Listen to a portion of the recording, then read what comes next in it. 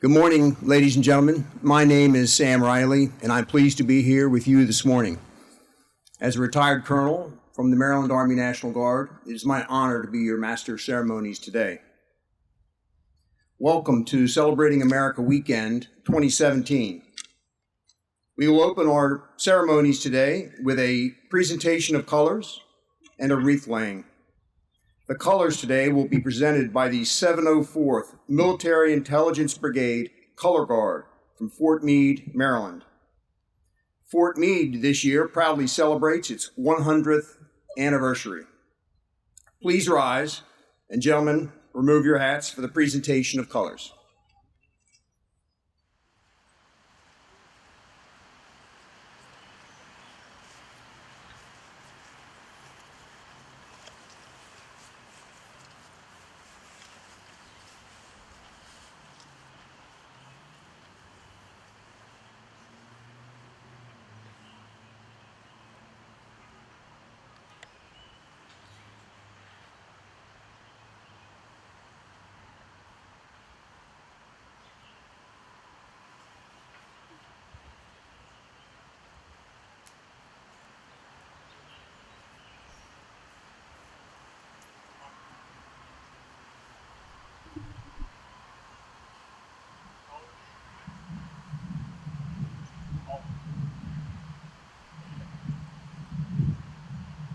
Please remain standing for the singing of our national anthem by Sophie Stromberg, class of 2018, South Carroll High School.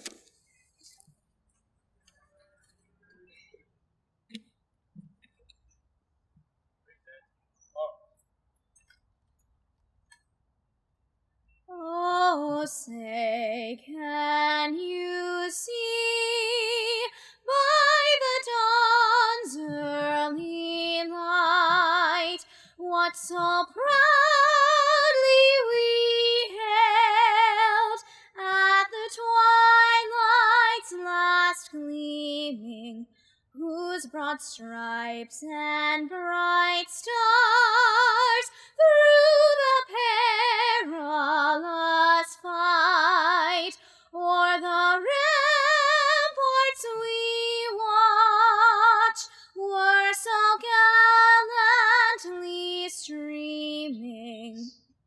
And the rocket's red glare, the bombs bursting in air, gave proof through the night that our flag was still there. Oh, say, does that star-spangled banner yet wave o'er the land of the free and the home of the brave?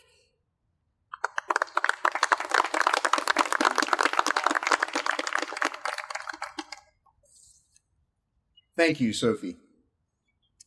Hannah Brewer, Miss Maryland 2016, and Frank Rauschenberg, Commander of the Jerome L. Day Post 48 of the 29th Division Association, will now place a wreath at the memorial to Jerome L. Day.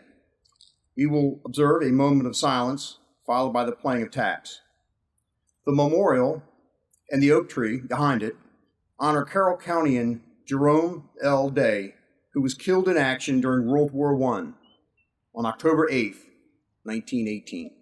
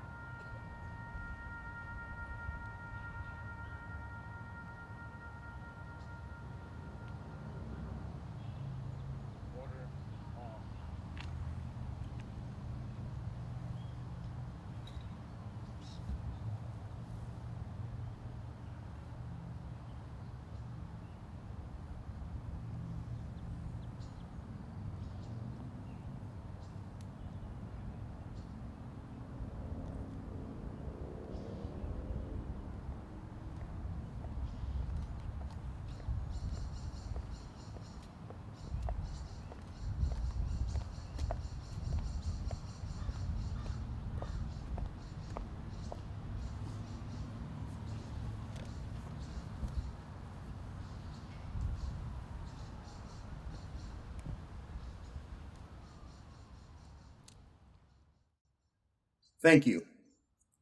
It is now my pleasure to introduce Commissioner Doug Howard.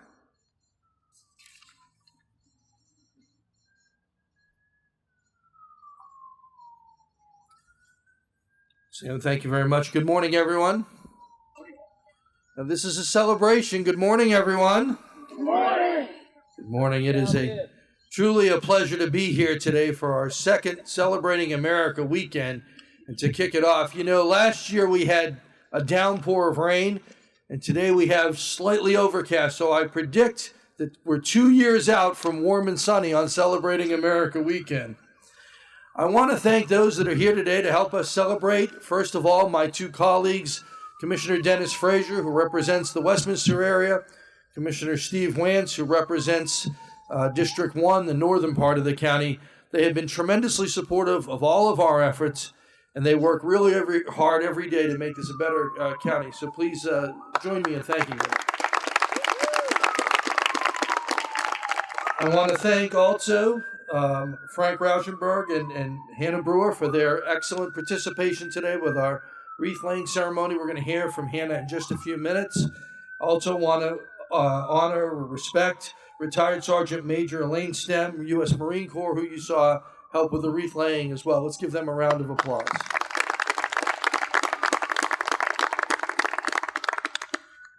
You know, it's interesting that Celebrating America started about 6 years ago as an idea.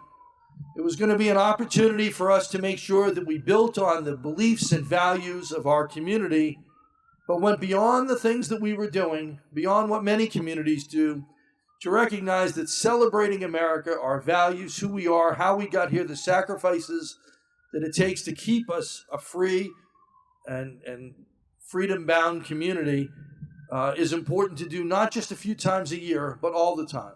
And to understand that when we do stop a few times a year for particular recognition and particular observance of things, that we understand what they're about and where they came from. And that we pass that on to the next generation so they truly understand that America is something that started also as a small idea, and then that grew. And then it took hold, and then it was fought for, but it has to continually be fought for every day. I want to thank so much the participants today from Fort Meade, our honor guard and our bugler. Can we give them a round of applause too?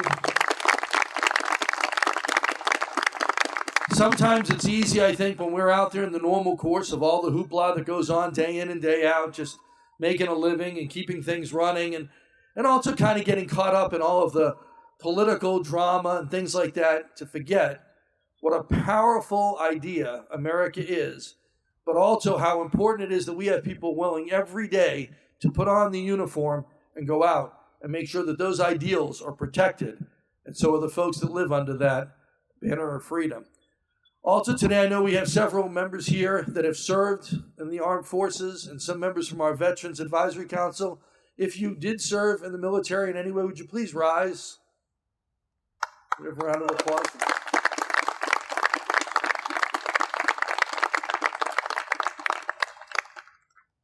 You don't have to tell someone that served this nation about celebrating America, because they were willing to make the ultimate sacrifice to make that possible, and they do it with their service and their remembrance every day. I'm very proud of the Veterans Advisory Council we have here in Carroll County as we continue to improve the services and the resources that we provide to our veterans. Washington said, and I'll paraphrase, how well you treat those that serve in the military will determine how willing future generations will be to serve. And I think you can measure the value of a community by the service and the honor that it provides to our veterans. And that's something that Carroll County needs to never forget.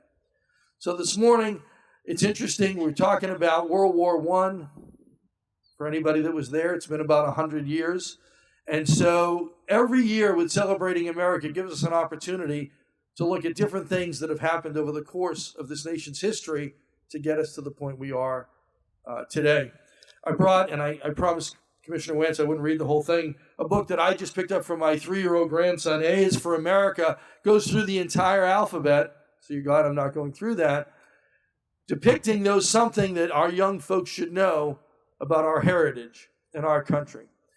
I want to thank the partners of Celebrating America, our leadership group, Jane from the Union Mills Homestead, Gaynor from the Historical Society, and Tony Eckert, who works tirelessly from our library system to put this all together and to orchestrate today. Can we give them a round of applause?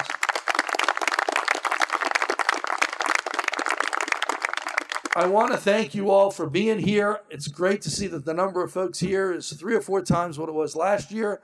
I hope this is something that the community stays committed to and we continue to grow in, because every day in Carroll County should be a celebration of America.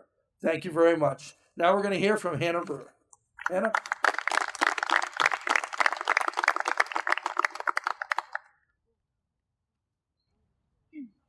Hello, everybody. I really appreciate everyone for having me here today. It's an honor to be able to lay the wreath on this memorial and to be able to celebrate America and also our service members and our service women. I don't know if you all know much about me, but I do have a pretty strong background in helping our service members. I did not ever really have anyone in my family that had served, but it just kind of came as something that I found a passion for at a young age, giving back to our service members. And since the age of 15, I've been able to work with my nonprofit that I founded called Hannah's Heroes. And it's an organization that provides organized giving and emotional support to our active duty military, to our veterans and our military families. And since that point, now 5 years having this organization, I've had the opportunity to work closely with Honor Flights. And it's a group that honors our veterans from any war.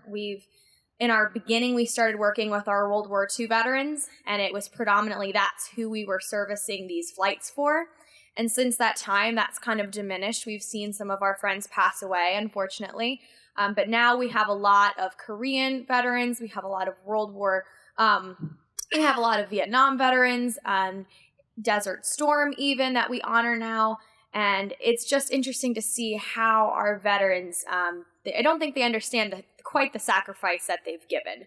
I know with them, they see it as something that they had to do. They were only in 2 years, so they don't feel that it's something that they've really contributed to. But I know, seeing now my friends and even my loved ones that are serving in the military today, that they're inspired by our older generations. They're inspired by their fathers, their grandfathers, their great-grandfathers, and because of their service, they felt inspired to do the same thing.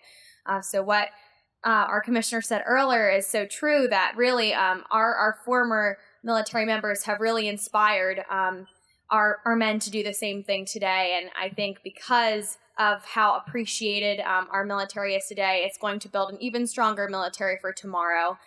So I just want to extend my dearest appreciation to our military that are serving today, our veterans that are here with us that have made this great sacrifice for our country.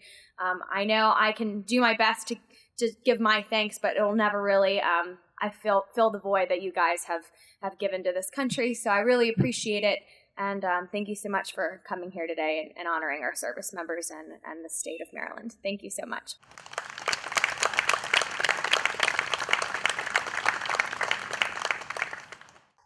Thank you, Hannah.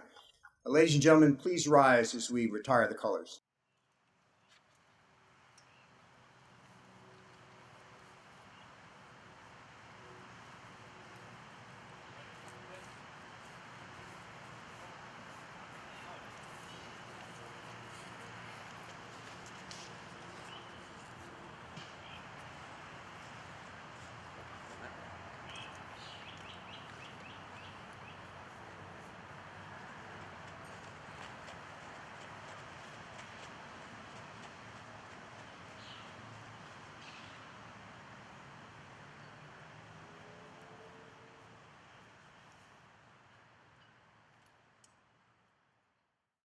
Ladies and gentlemen, this concludes our opening ceremony today. Please stay and enjoy the exhibits and presentations inside in Old City Hall and on the grounds of Emerald Hill. Thank you for coming today.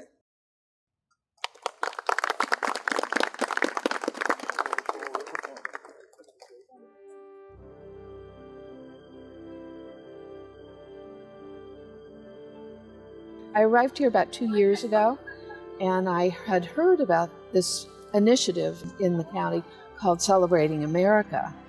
It was really focused on making sure that young people knew about their history and knew how important it was to have some sort of sense of the context of American history, which is something I totally believe in. And I feel that a lot of children are introduced to history in a way that doesn't really excite them.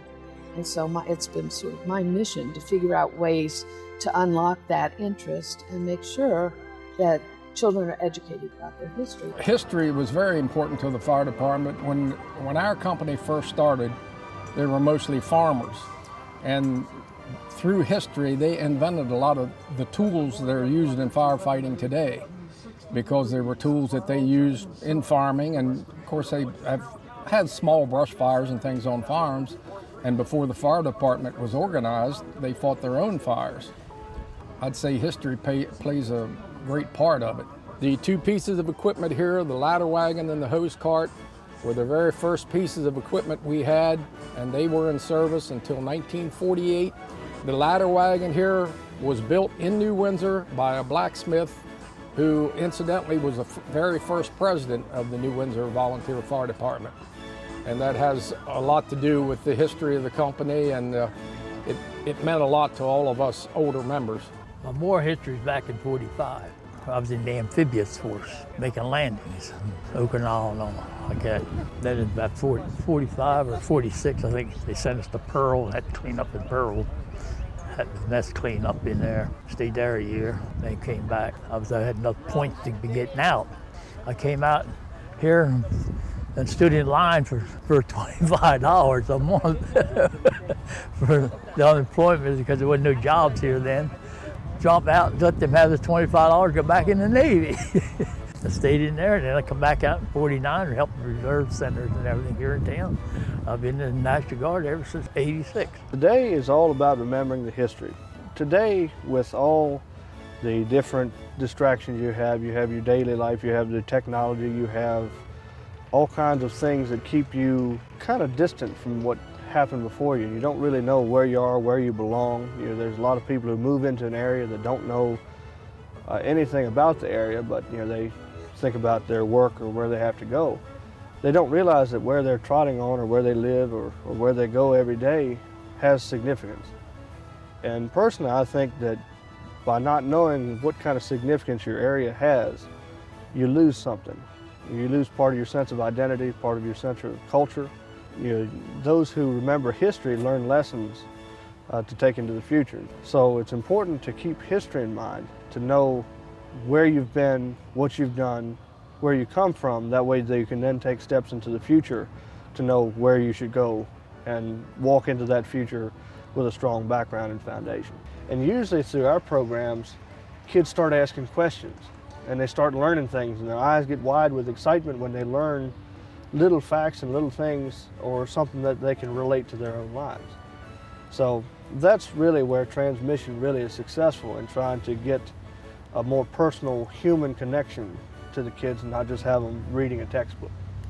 I think the point, of course, of doing this was to give people an idea of how there is an initiative within Carroll County to encourage young people to become part of their own history.